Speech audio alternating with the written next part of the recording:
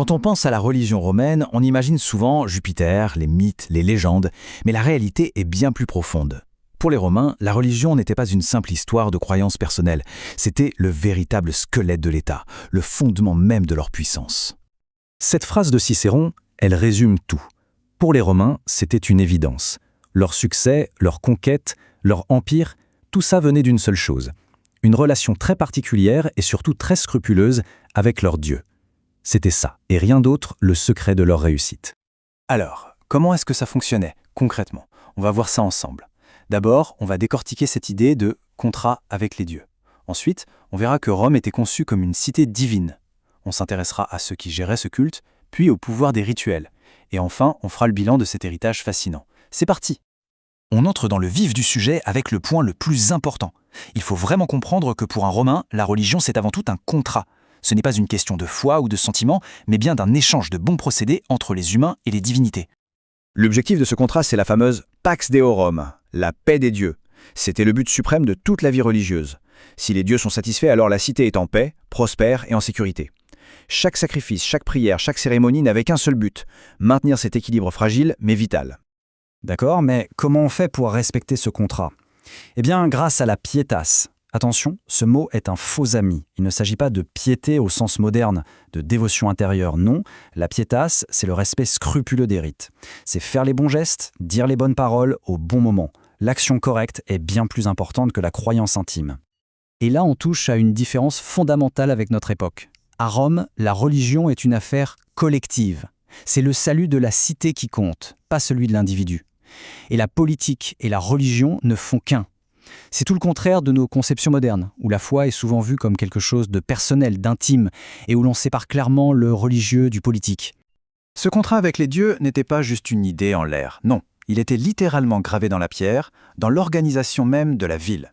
Rome n'était pas une ville qui avait des temples. Rome était un temple à ciel ouvert. Il suffit de regarder une carte de la Rome antique pour le comprendre.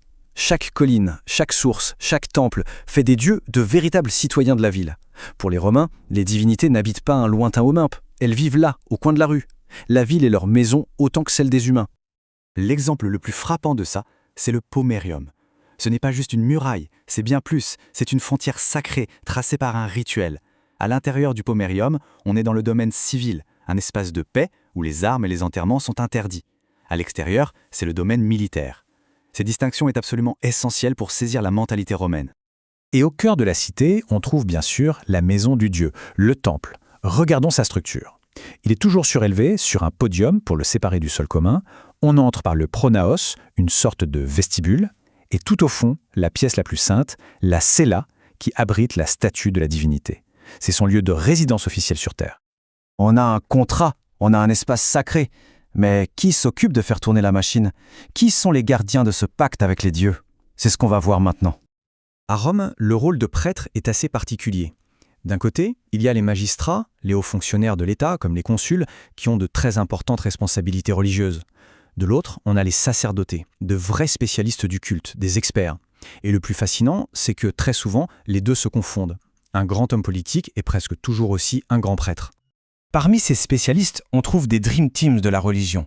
Il y a les pontifes, les juristes du sacré qui gèrent le calendrier et les lois divines. Il y a les augures qui lisent la volonté des dieux, notamment en observant le vol des oiseaux.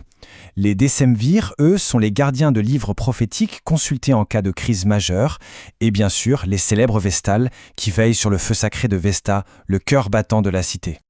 Mais attention, la religion romaine ne se joue pas seulement sur les grandes places publiques. Elle s'invite aussi dans l'intimité, au cœur de chaque foyer. Dans chaque maison, on trouvait un larère, un petit hôtel domestique, comme celui-ci. C'était le centre religieux de la famille. Et le prêtre, ici, c'était le père de famille, le pater familias. Chaque jour, c'est lui qui rendait hommage au Dieu protecteur du foyer.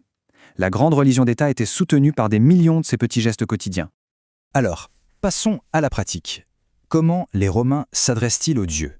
Eh bien, ils utilisent un langage très codifié, une grammaire précise, celle des rites. Le calendrier religieux rythmait toute l'année. Février, c'était le mois du grand nettoyage spirituel. On honorait les ancêtres. En mars, on se tournait vers le dieu Mars pour préparer la saison de la guerre.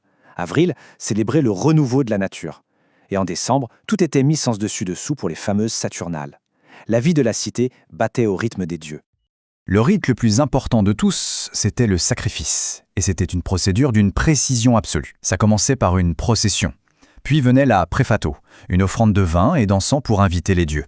Ensuite, l'immolatio, la mise à mort rituelle de l'animal. Et enfin, l'étape décisive, la litation. On examinait les organes de la victime. S'ils étaient parfaits, le dieu avait accepté l'offre. Sinon, il fallait tout recommencer. Mais que se passait-il si un Romain, surtout un dirigeant, décidait de passer outre les rites et d'ignorer les présages? Les conséquences, dans l'esprit romain, étaient directes et terribles. L'anecdote du consul Pulchère, en 249 avant notre ère, est très célèbre. Avant une bataille navale, il doit consulter les poulets sacrés. S'ils mangent, c'est un bon présage. Mais voilà, les poulets refusent de s'alimenter. Furieux et impatient, Pulchère les aurait jetés à l'eau en disant « Puisqu'ils ne veulent pas manger, qu'ils boivent ». Résultat, une défaite écrasante, sa flotte est anéantie. Pour les Romains, le lien de cause à effet est évident. Son arrogance a brisé la Pax Deorum. Pour finir, que retenir de cette vision du monde si particulière où la piété, la politique et le pouvoir sont totalement inséparables?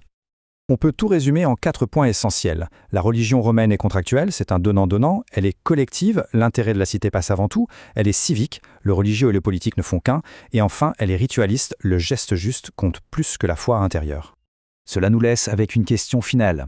Comment ce contrat divin, si public, si pragmatique, se compare-t-il à nos conceptions modernes de la foi, souvent si intimes et personnelles? C'est une réflexion qui nous montre à quel point notre rapport au sacré a profondément changé. Merci d'avoir suivi cette analyse.